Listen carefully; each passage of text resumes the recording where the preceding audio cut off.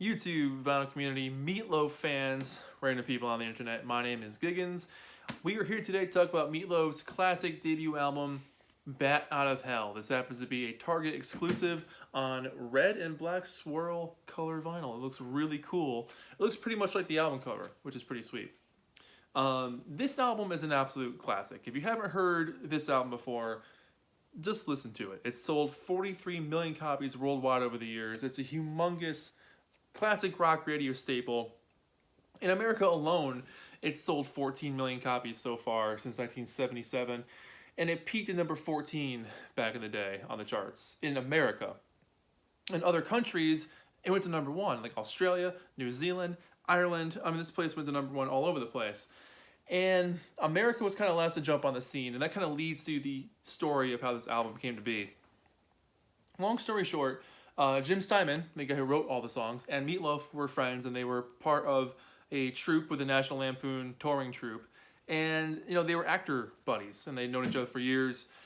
And Jim and Meat were working on these songs together and realized they had something really special. And so they thought, well, let's make an album. Let's do this as an actual full-on release. And they spent a long time, up to 2 or 3 years, pitching this album to every single record company they could find and getting turned down every single place they went to. And it wasn't until they met Todd Rundgren, who ended up being one of the producers of the album, as well as playing the guitar and singing on it, where he was like, look, I'll help out with this thing. So he forked a lot of the money. You have to get it recorded. And then from there, they ended up finding Cleveland International Records through Epic. Was it Epic? Yeah, Epic. And they eventually put it out. It had such a little promotion behind it because the companies that, said no all told them it wouldn't sell. These aren't conventional songs. These won't get played on the radio. Even Clive Davis was like, look, here's how you write a pop song. And Jim Steinman was very taken aback by that because Meatloaf defended him, saying Jim knows, he's like a rock and roll encyclopedia. He knows rock and roll music. These weren't meant to be your conventional pop songs. These were meant to be something different. They do have a very cinematic feel to them. But it took off in Australia and New Zealand, and then the UK got it, and it just blew up from there. It made its way to Canada and slowly trickled its way into the United States, where it started to take off at that point, almost a year after it came out.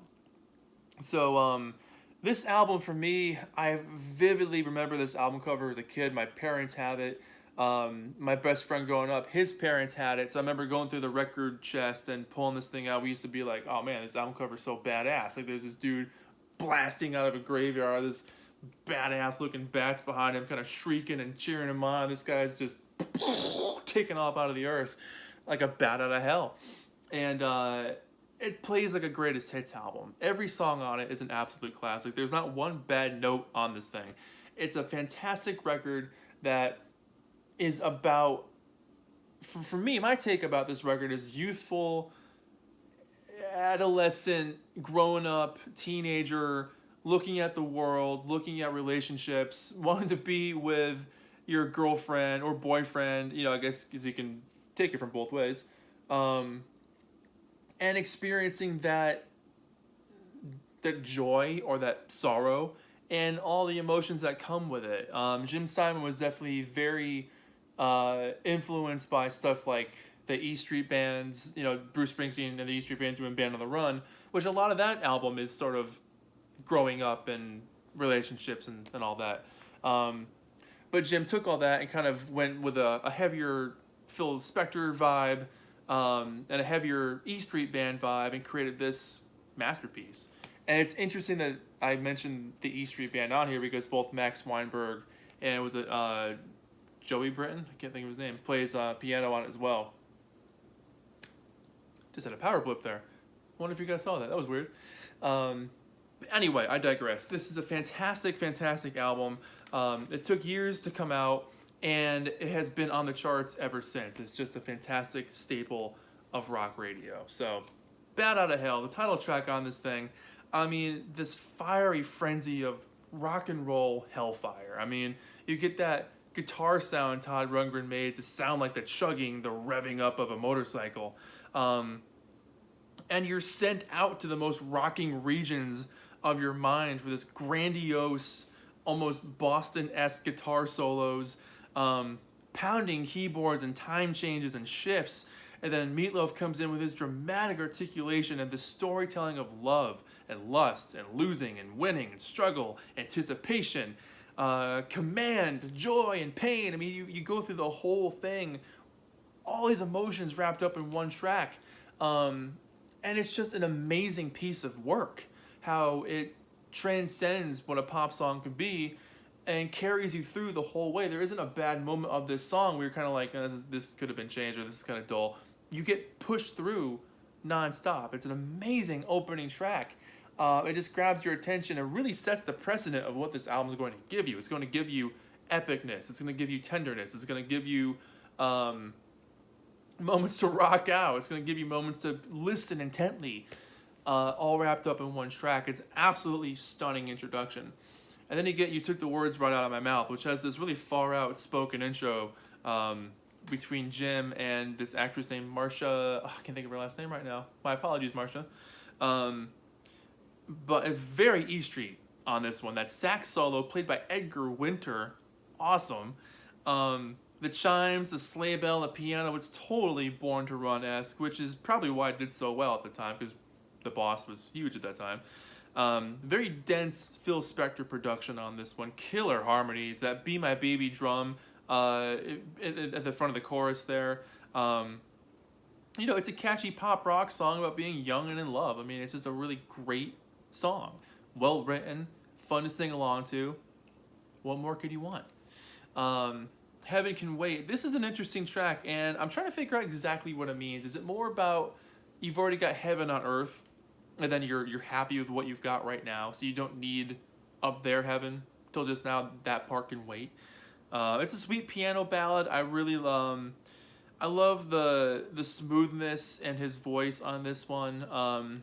Again, you get more of that dramatic cinematic feel. This was envisioned as a play from their very early days when Jim started writing these songs in the late 60s, and they went through different versions and eventually would become a musical in 2016 or 17, I believe.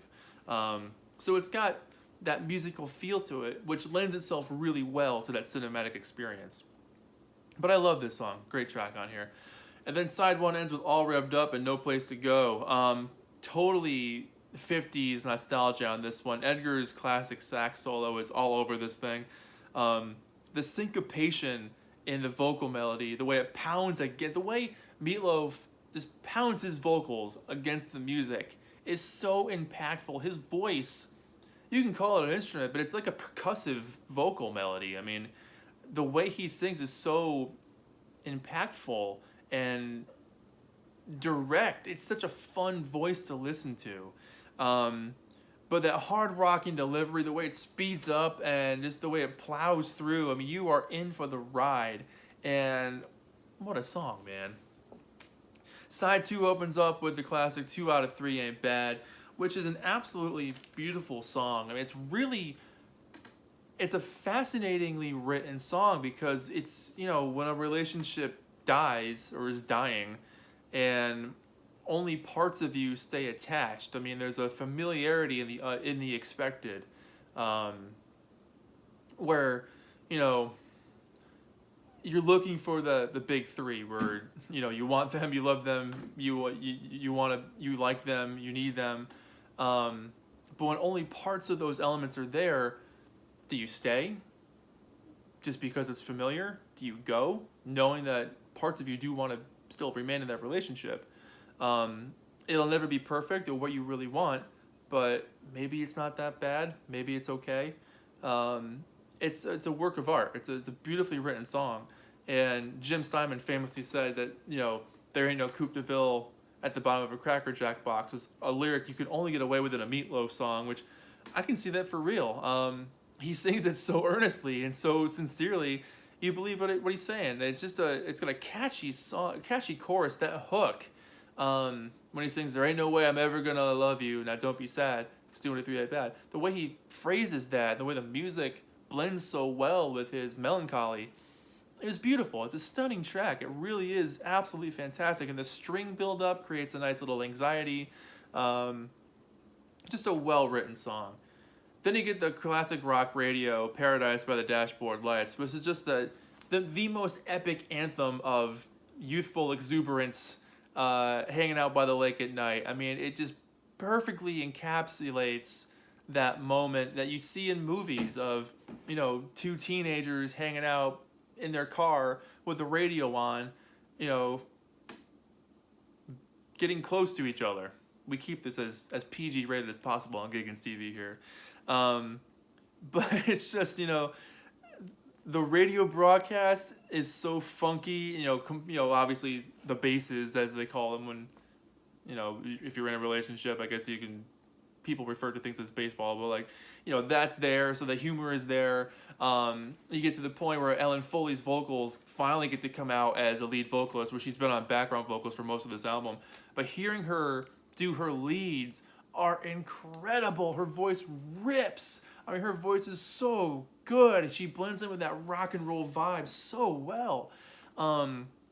She's such a highlight. And to have that back and forth between her and Meatloaf, let me sleep on it, will you tell me you love me, tell me you need me, never leave me, make me so happy for the rest of my life. Like, it's this whole back and forth about promising and going further and seeing if that works for both of them. And, it's a very coming of age song, but the rockingness of this song, the different changes it goes through, and it's almost 9 minutes long. And this was the big song on this album that in England, when it was shown on TV, they did a promo video for it. The TV station that showed it got so many requests, they showed it the next week on the same program because it was so popular. But it's just a fantastic song. It's one of those songs, again, too, that keeps growing and growing and growing, and you love every second of it, and you're there for the ride. I mean, it's just a wonderful song. Everybody's playing like crazy. Everyone's singing so well. Hell of a song. Absolutely hell of a song. And then you end the album with For Crying Out Loud, which is one of the best moments on the album as well, because Meatloaf really gets to shine here, and his really... what's the word I want to use for his vocals? I mean, they're so anguished and they're so direct, but they're also so painful and so full of love and so full of confusion. And when he lets it rip here and there, I mean, you're waiting for the VU meters to blink red at you because he's just letting it out.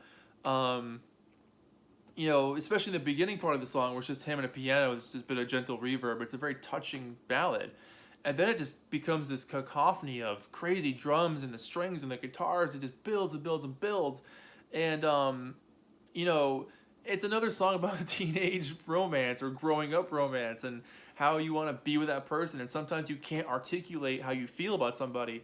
I guess it could be for anybody's age, really, not just teenagers. But, this album was inspired by, when you're in high school, kind of feeling. Particularly because that's when you're figuring out who you are as a person and how you might work in a relationship and trying to explain to someone how you feel and how awkward that is and how painful that can be and how embarrassing that can be or great that can be. And this song builds on that. And, for as long as this song is, it literally comes down to that one line, for crying out loud, I love you. Like, what a brilliant way to sum up the whole song with that chorus. There's an epicness to it that makes this song well-deserved to be the closing track. Fantastic album. Back cover, the famous classic picture of Meat with Jim, and I'm not sure who the model is. Does it say who she is? Maybe it's it might be on the credits. And here's a close-up of the sticker. Can you see that? Yeah, there we go. Now let's see what it looks like. So they faithfully recreated the original inner sleeve. This is from 2019, this Target exclusive. But it's got the words on it, which is great. Let's see if they say who the woman was on the back cover. Oh, I'm not seeing it, unless I'm missing it. Huh. But yeah, check this out. This is pretty cool. They really captured that cover, the background cover of the album. Black swirl, marble looking color. It's very cool with that orange label. Love the look of that. Sadly, the side 2 label has a rip in it and it got pressed. So it's kind of I think it looks cool anyway. It looks like the record was so freaking heavy that you know, as it was being played, the label broke. But that's my interpretation of it. But yeah, absolutely love the look of this record. It just looks so damn cool. And that's it. I mean, it's an absolute smash of an album. I'd give this thing easily a 9 out of 10, hands down. It's just an absolutely great record. If you've never heard this album before, do yourself a favor. If you love rock and roll, play this album. Simple as that. If you've heard this album a million times, put it on again, because it's still gonna blow your mind.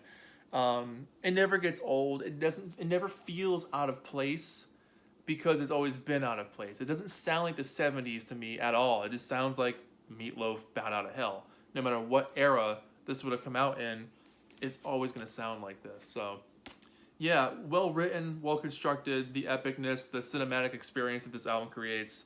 Hands down, one of the best musical listening experiences you'll ever have. So, my name is Giggens. This has been Meatloaf, Bat Out of Hell. It's been an honor to talk about this album today. Thank you so much for watching. I'll see you guys in the next video. Let me know what you think about it, and I'll see you soon. Bye-bye.